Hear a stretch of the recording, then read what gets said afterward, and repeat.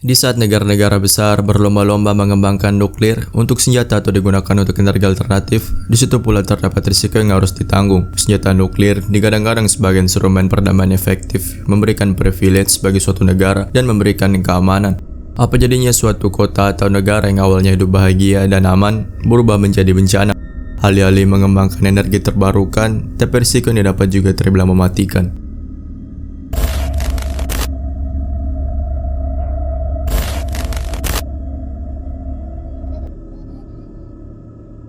Halo, selamat datang di channel Evangel. Kali ini saya akan menceritakan kilas balik peristiwa tragis ledakan reaktor nuklir terparah dalam sepanjang sejarah umat manusia, di mana radiasinya 400 kali lebih besar dibandingkan dengan bom atom yang dijatuhkan di Hiroshima dan Nagasaki. Terdapat cerita supranatural dan fakta menarik yang saya akan ulas pada video ini, berdasarkan fakta dari beberapa sumber terpercaya. Peristiwa ini terjadi pada tanggal 26 April 1986, 36 tahun yang lalu. Chernobyl adalah nama pembangkit listrik tenaga nuklir yang terletak di Ukraina Utara, sekitar 80 mil utara Kiev, sebuah kota kecil Pripyat. Beberapa mil dari lokasi pembangkit nuklir terdapat bangunan untuk menampung pekerja dan keluarga mereka. 48,000 people living in Pripyat were also victims of the ineptitude and secrecy of the authorities. Setelah Uni Soviet runtuh, wilayah itu masuk ke dalam kawasan negara Ukraina. Pembangunan pembangkit listrik Chernobyl dimulai pada tahun 1977, ketika negara itu masih menjadi bagian dari Uni Soviet. Pada tahun 1983, reaktor telah selesai, dan penambahan 2 reaktor lagi direncanakan pada tahun-tahun berikutnya. Namun naas, terjadi kecelakaan yang mengakibatkan ledakan yang sangat dahsyat.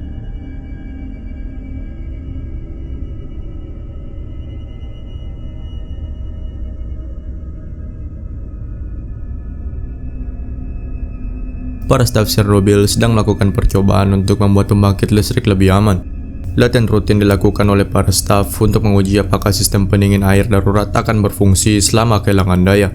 Dimulai pada pukul 1.23 dini hari pada tanggal 26 April 1986. Dalam hitungan detik, reaksi yang tidak terkontrol menyebabkan tekanan menumpuk di reaktor nomor 4 dalam bentuk uap. Uap itu meledakkan atap dari reaktor, melepaskan gumpalan radiasi dan bongkahan puing-puing radioaktif yang terbakar. Sekitar 2 hingga 3 detik kemudian, ledakan kedua mengeluarkan bahan bakar tambahan. Kebakaran dimulai di atap reaktor nomor 3. Sistem keselamatan otomatis yang biasanya nyala tidak berfungsi karena telah dimatikan sebelum pengujian. Tes rutin di pembangkit listrik berjalan sangat salah, dan 2 ledakan besar meledakkan atap seberat 1000 ton dari salah satu reaktor pabrik, melepaskan radiasi 400 kali lebih banyak dari bom atom yang dijatuhkan di Hiroshima.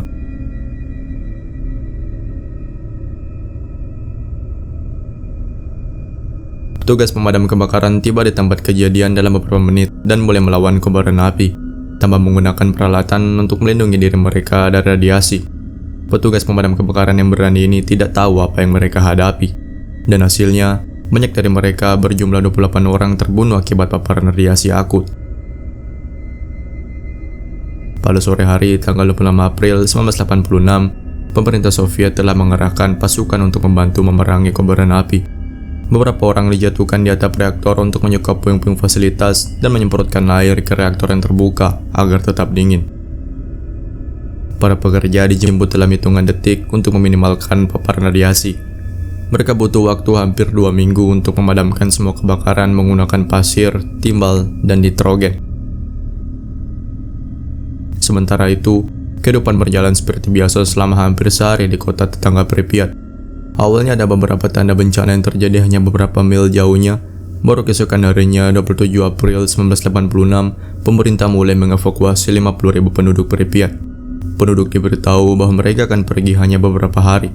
Sebagian besar tidak akan pernah kembali ke rumah mereka. Pabrik yang rusak melepaskan sejumlah besar zat radioaktif, termasuk yodium-131, cesium-137, plutonium, dan strontium-90 ke udara selama lebih dari 10 hari.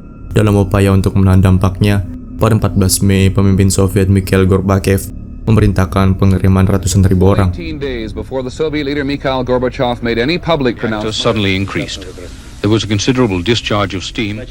Termasuk petugas pemadam kebakaran, cadangan militer, dan penambang, ke lokasi untuk membantu pembersihan. Mereka bekerja seringkali dengan alat pelindung yang tidak memadai untuk membersihkan puing-puing dan menahan bencana. Mereka disebut dengan The Liquidator. Mereka adalah para pahlawan sesungguhnya. Di antara mereka, terdapat sukarelawan yang berpartisipasi dalam pembersihan Chernobyl. Namun banyak dari mereka juga merupakan wajib militer atau paksaan. Itu adalah pekerjaan mereka. Mereka tidak tahu keseriusan ancaman itu, karena radiasi itu tidak terlihat dan tidak terdengar.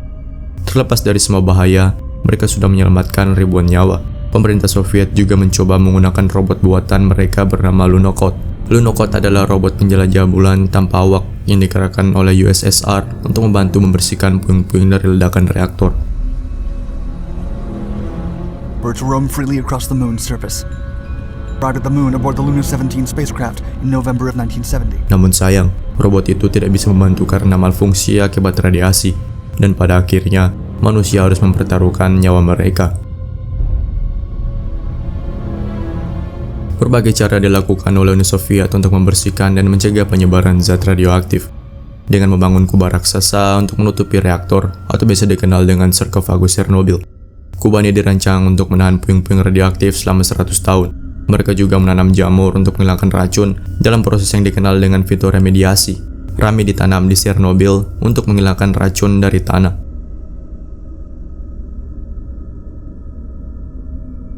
Ini telah membentuk dan menggilami kebijakan nuklir dunia, mempengaruhi kelompok pecinta lingkungan dan aktivis, dan meninggalkan dampak fisiologis langsung pada Pripyat, Ukraina, dan wilayah Eropa Timur yang terkontaminasi. Setelah ledakan, 50 ton bahan radioaktif tersebar ke atmosfer. Angin kemudian membawanya melewati bagian Eropa Uni Soviet, dan kemudian ke Eropa Timur, Skandinavia, Inggris, dan bagian timur Amerika Serikat. Namun wilayah Belarusia dan Ukraina adalah yang paling terpengaruh. Ada desas-desus bahwa demi menghentikan awan menuju Moskow, pemerintah Soviet mengirim pesawat yang menyebabkan curah hujan di wilayah Belarusia untuk membersihkan partikel-partikel radioaktif di distrik-distrik yang sepi penduduk, sebelum awan itu mencapai Rusia Tengah. Secara umum, ledakan itu mencemari area sepanjang 200.000 km. Selama beberapa hari, pemerintah merahasiakan bencana itu karena takut menimbulkan kepanikan massal serta ingin menutupinya dari dunia barat. Berita ledakan reaktor nuklir di Chernobyl bukan melalui Uni Soviet. Dunia mengetahuinya karena negara Swedia yang melapor.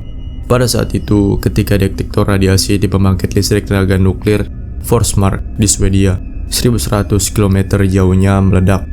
Terkejut oleh alarm, tingkat radiasi diperiksa. Ketika diperiksa, tidak ada yang salah di pabrik Forsmark. Mereka kemudian menemukan jika tingginya radiasi berasal dari Chernobyl. Upaya Uni Soviet dalam menyembunyikan kecelakaan ledakan nuklir terbongkar sudah. Sementara itu, pencemaran menyebar secara dramatis. Dalam waktu 36 jam setelah ledakan, Pripyat, kota yang paling dekat dengan reaktor, mulai mengevakuasi warganya. Dilansir dari Chernobyl Guide, jumlah korban tewas diperkirakan hampir 200.000 likuidator yang terlibat dalam operasi tersebut. Sekitar 116.000 penduduk yang meninggalkan daerah karena terinfeksi dan 270.000 orang yang terus menghuni di daerah yang tercemar dengan radiasi. Dengan demikian, jumlah almarhum adalah sekitar 600.000 orang, di mana sekitar 4.000 orang meninggal karena kanker atau penyakit darah. Meskipun tidak semua mengandalkan data ini, di samping itu terdapat fakta mencengangkan. Dilansir dari Women's News, untuk mengurangi dampak bencana di mata dunia, Soviet memaksa beberapa wanita hamil untuk melakukan aborsi. Seorang wanita yang bekerja menjadi staf kebersihan di Chernobyl mengatakan kepada media bahwa dia melihat tong besar berisi janin yang diaborsi saat bekerja di Pripyat, kota terdekat dengan lokasi bencana. Dia yakin pemerintah Soviet memaksa ribuan pengungsi yang hamil untuk menggugurkan kandungan mereka.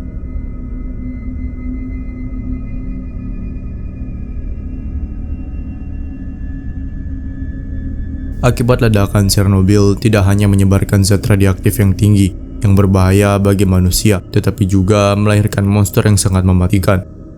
Monster tersebut dinamakan dengan The Elephant Foot atau kaki gajah. Jauh di dalam ruang bawah tanah reaktor 4 ditemukan kaki gajah, massa beton yang meleleh, pasir, dan bahan bakar nuklir yang sangat radioaktif. Benda itu dinamai kaki gajah karena penampilannya yang keriput dan besar seperti kaki gajah. Pada 1980-an, Elephant Foot mengeluarkan sekitar 10.000 röntgen radiasi setiap jam. Cukup untuk membunuh seseorang yang berjarak 3 kaki dalam waktu kurang dari 2 menit. Pada tahun 2001, angka itu telah turun menjadi sekitar 800 röntgen per jam. The Elephant's Foot merupakan salah satu benda atau limbah yang paling berbahaya di dunia. Bahkan dikatakan jika kalian terpapar hanya selama 30 detik, kamu akan menderita pusing-pusing dan kelelahan hebat setelah 1 minggu. Jika kamu terpapar selama 2 menit, sel-sel akan mulai pendarahan. Jika kamu terpapar selama 4 menit, kamu akan muntah, diare, dan demam. Dan jika kamu terpapar selama 300 detik, kamu cuma punya 2 hari untuk hidup. Wow, sangat mengerikan bukan? Kaki gajah berubah seiring waktu, mengeluarkan debu, retak, dan membusuk. Meskipun demikian, benda ini tetap terlalu panas untuk didekati manusia. Ilmuwan menganalisis komposisi korium untuk menentukan bagaimana ia terbentuk dan bahaya sebenarnya yang diwakilinya. Mereka mempelajari bahwa bahan tersebut terbentuk dari serangkaian proses, dari peleburan awal inti nuklir menjadi zircaloy yang dilapisi dengan campuran pasir dan silikat beton hingga laminasi akhir. Saat lava meleleh, mengalir melalui lantai, lalu kemudian mengeras, bentuknya sama seperti keramik, hitam, atau coklat, batu apung, dan logam. Tapi tingkat berbahayanya tidak main-main. Perlahan demi perlahan intensitas radiasi pun menurun, sehingga pada tahun 1996, The Elephant's Foot diamati oleh direktur proyek baru, Arthur Korneyev. Dirinya yang mengambil foto menggunakan kamera otomatis dan senter untuk menerangi ruangan yang gelap. Meskipun melemah, kaki gajah tetap memancarkan panas dan energi kematian.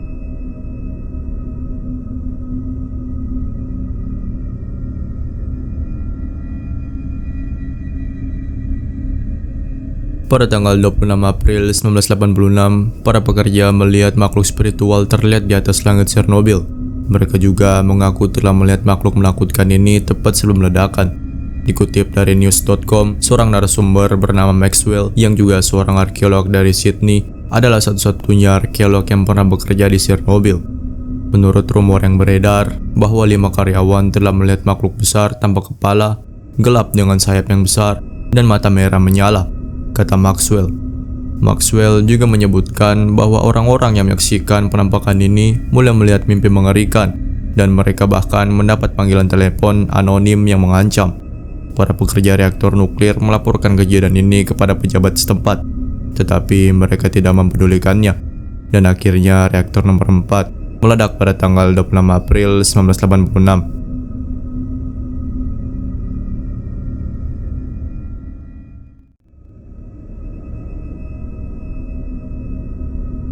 Pelajaran dari Chernobyl bukanlah bahwa tenaga nuklir modern itu berbahaya.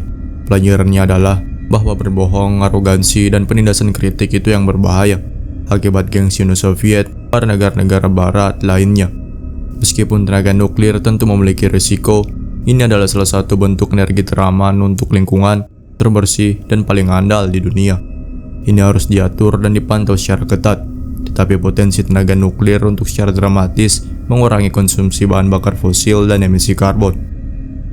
Dengan pemikiran ini, penting untuk memahami realitas dari apa yang terjadi pada malam 25 April 1986, ketika reaktor Chernobyl nomor 4 mengalami kehancuran dahsyat selama percobaan pengujian keselamatan. Bencana itu menyebarkan radiasi ke seluruh Rusia dan Eropa, dan telah menewaskan ribuan orang dalam beberapa tahun sejak itu terjadi. Peristiwa itu terjadi karena kelalaian para pekerja dalam mencegah radiasi, personel yang tidak terlatih dengan baik, dan tidak ada langkah-langkah keselamatan yang diberlakukan untuk memastikan bahwa kesalahan itu tidak akan terjadi sejak awal. Bencana itu bisa dibilang menunggu.